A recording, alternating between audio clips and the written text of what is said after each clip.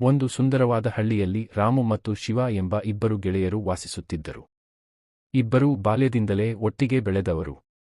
ಆದರೆ ಅವರ ಸ್ವಭಾವಗಳು ತುಂಬಾ ವಿಭಿನ್ನವಾಗಿದ್ದವು. ರಾಮು ಬಣ್ಣದ ಮಾತುಗಳ ಗಾರ. ಅವನು ತುಂಬ ಚಾತುರ್ಯದಿಂದ ಮಧುರವಾಗಿ ಮಾತನಾಡುತ್ತಿದ್ದ. ಅವನ ಮಾತುಗಳು ಕೇಳುವವರಿಗೆ ಆಕರ್ಷಕವಾಗಿದ್ದರೂ ಅವುಗಳಲ್ಲಿ ನಿಜವಾದ ಮನಸ್ಸು ಕಡಿಮೆಯಿತ್ತು. ಶಿವನು ಅದಕ್ಕೆ ವಿರುದ್ಧ. ಅವನು ತುಂಬಾ ಮೌನ ಸ್ವಭಾವಿ, ಆದರೆ ಅವನ ಹೃದಯ ತುಂಬಾ ಮುದ್ದಾದದ್ದು.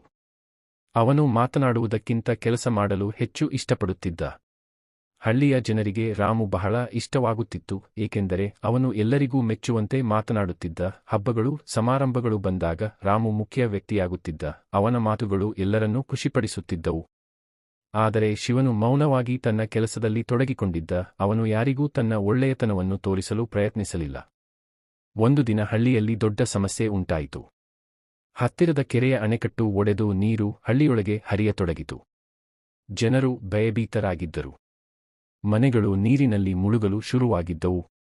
ಆ ಸಂದರ್ಭದಲ್ಲಿ ರಾಮು ಜನರ ಮುಂದೆ ನಿಂತು, ನಾನು ನಿಮ್ಮನ್ನು ರಕ್ಷಿಸುತ್ತೇನೆ, ದಯವಿಟ್ಟು ಭಯಪಡಬೇಡಿ ಎಂದು ಹೇಳಿದ. ಅವನ ಮಾತುಗಳು ಜನರಿಗೆ ಧೈರ್ಯ ನೀಡಿದವು, ಆದರೆ ಅವನು ಅಲ್ಲಿ ನಿಂತು ಮಾತಾಡುವುದರಲ್ಲೇ ಕಾಲ ಕಳೆಯುತ್ತಿದ್ದ. ಇನ್ನೊಂದೆಡೆ ಶಿವನು ಯಾವುದೇ ಮಾತುಗಳಿಲ್ಲದೆ ತಕ್ಷಣ ಕಾರ್ಯಪ್ರವೃತ್ತನಾದ. ಅವನು ಕೆಲ ಯುವಕರನ್ನು ಸೇರಿಸಿ ದೋಣಿಗಳನ್ನು ತಂದು ಜನರನ್ನು ಸುರಕ್ಷಿತ ಸ್ಥಳಕ್ಕೆ ಕರೆದೊಯ್ದ. ಹಿರಿಯರನ್ನು ತನ್ನ ಬೆನ್ನ ಮೇಲೆ ಹೊತ್ತುಕೊಂಡು ಹೋಗಿದ. ಮಕ್ಕಳನ್ನು ತನ್ನ ಕೈಯಲ್ಲಿ ಹಿಡಿದು ರಕ್ಷಿಸಿದ. ಅವನು ದಿನರಾತ್ರಿ ಶ್ರಮಿಸಿ ಎಲ್ಲರನ್ನೂ ರಕ್ಷಿಸಲು ಪ್ರಯತ್ನಿಸಿದ. ರಾಮು ಕೂಡ ಈ ದೃಶ್ಯವನ್ನು ನೋಡಿ ಆಶ್ಚರ್ಯಪಟ್ಟ. ತನ್ನ ಮಾತುಗಳು ಮಾತ್ರ ಸಾಕಾಗುವುದಿಲ್ಲ ಎಂಬುದು ಅವನಿಗೆ ಅರ್ಥವಾಯಿತು. ಅವನು ಕೂಡ ಶಿವನ ಜೊತೆ ಸೇರಿ ಸಹಾಯ ಮಾಡಲು ಪ್ರಾರಂಭಿಸಿದ.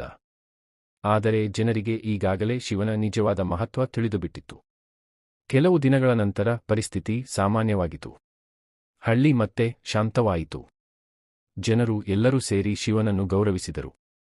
ಅವನ ಮುದ್ದಾದ ಮನಸ್ಸು ಮತ್ತು ಸಹಾಯ ಮನೋಭಾವ ಎಲ್ಲರ ಹೃದಯವನ್ನು ಗೆದ್ದಿತ್ತು. ರಾಮು ಕೂಡ ಶಿವನ ಬಳಿ ಹೋಗಿ, ನಿನ್ನಿಂದ ನಾನು ಒಂದು ದೊಡ್ಡ ಪಾಠ ಕಲಿತೆ. ಮಾತಿಗಿಂತ ಕೆಲಸವೇ ಮುಖ್ಯ ಎಂದು ಒಪ್ಪಿಕೊಂಡ. ಆ ದಿನದಿಂದ ರಾಮು ತನ್ನ ಸ್ವಭಾವವನ್ನು ಬದಲಿಸಿಕೊಂಡ. ಅವನು ಕೇವಲ ಬಣ್ಣದ ಮಾತುಗಳಲ್ಲ, ನಿಜವಾದ ಸಹಾಯ ಮಾಡುವವನಾಗಲು ಪ್ರಯತ್ನಿಸಿದ. ಶಿವ ಮತ್ತು ರಾಮು ಇಬ್ಬರೂ ಸೇರಿ ಹಳ್ಳಿಯ ಅಭಿವೃದ್ಧಿಗೆ